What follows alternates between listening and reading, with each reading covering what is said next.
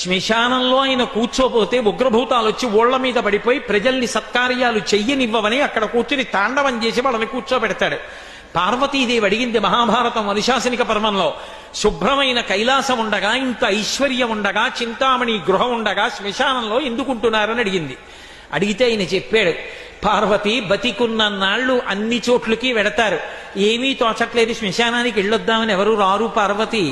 నేనంతవాణ్ణంటాడు, పొడుగ్గా ఉన్నానంటాడు, తెల్లగా ఉన్నానంటాడు, పండితుండంటాడు, పద్యాలు నాకు నోటికొచ్చంటాడు, ఉపన్యాసం చెప్పగలనంటాడు, నాకు పాటలొచ్చంటాడు, నేను నాట్యం చేస్తానంటాడు, నేను అధికారినంటాడు, నా దగ్గర డబ్బుందంటాడు, నేను పాట పాడగలనంటాడు. ఇన్ని ఉన్నాయనుకున్న వాడిలోంచి ఊపిరి బయటికి వెళ్ళిపోయిన తరువాత వాణ్ణి తీసుకెళ్లి 4 కొత్త కర్రల మీద పడుకోపెట్టి చాప చుట్టి తాడు కట్టి పైన నూలుబట్ట కప్పి తీసుకొచ్చి అన్నీ తీసేసి కర్రల మీద పడుకోపెట్టి కాల్చేస్తుంటే జీవుడు లేచి నిలబడి పుర్రె పగిలిపోయిన తరువాత కన్న కొడుకు కూడా స్నానం చేసి వెళ్ళిపోతుంటే చీకటి పడిపోయాక, అయ్య బాబోయ్ చుట్టూ ఉగ్రభూతాలు, నా వాళ్ళన్న వాళ్ళు లేరు, వీళ్ళని నమ్ముకున్నాను, ఒక్కడు లేడని ఏడుస్తుంటే నేనున్నాను రా అని చెప్పడానికి నేను కూడా లేకపోతే చచ్చిన వాడు 1000 మాటలు చచ్చిపోతాడు.